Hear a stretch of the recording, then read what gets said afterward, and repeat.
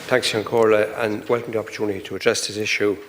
Minister, the situation regarding the Police Authority and the Garda Inspectorate, it makes sense to amalgamate them, providing that there's strong oversight. Some of the flaws in it have been highlighted here by previous speakers. I'm not going to go over them. But I think it's important, by and large, the Gardaí get it right in terms of policing in this state.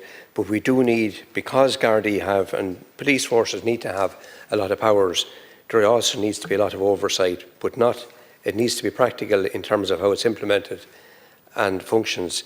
Could I just raise with you in relation to joint policing committees? The joint policing committees, I was a member of them for the last number of years, and they were a useful forum, but they were a bit toothless. And what's being proposed would look like a recreation of that. And I think that, they need to have strong powers, they need to have a strong oversight role and a real input into community policing and local policing plans. I'd also raise with you in relation to Gardaí, the budget overall is, it has nearly doubled since 2016 from 55 billion to 105 billion. And the justice budget has increased in line with that. But while there's more Gardaí and a bigger budget, we have less frontline Gardaí. I was told in Portarlington the other day that there's 2 Gardaí in the town, second biggest town in County Laois. And this is the problem, and I'm sure you're hearing it in your constituency. But down around the country and in the country towns, we're hearing this. There's a huge shortage of Gardaí. We're hearing it from the Gardaí ourselves in relation to frontline policing.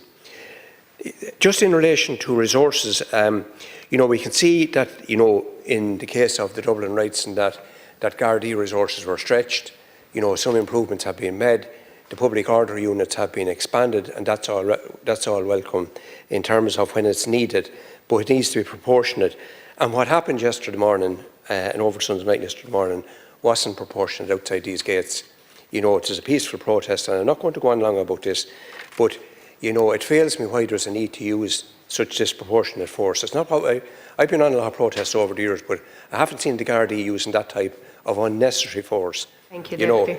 And I'm not sure what I'm really curious about is, why is strip searching used? The last time that was used as a form of punishment was against the Republican women prisoners in Armagh Jail, and that was in different times, and we don't want to see that used down here, that kind of oppression of women. Thank you, Deputy. And invasion.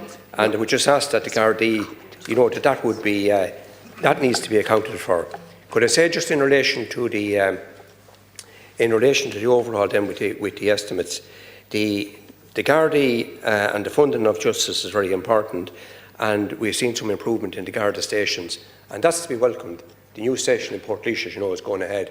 But really, you need to, as Minister for Justice, while you want to be telling the Garda Commissioner where to send the Gardaí on a daily basis, I understand that, but there has to be more of an emphasis on community policing and visible Gardaí presence. They can't be seen everywhere, but we can do better than what we're doing.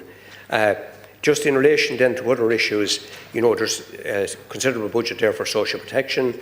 Will the means test on the carers allowance? I don't see that happening yet. The GP medical cards, etc. Issues like that need to be tackled, Thank you, Deputy. Minister. Deputy and I'd like to take that back. Deputy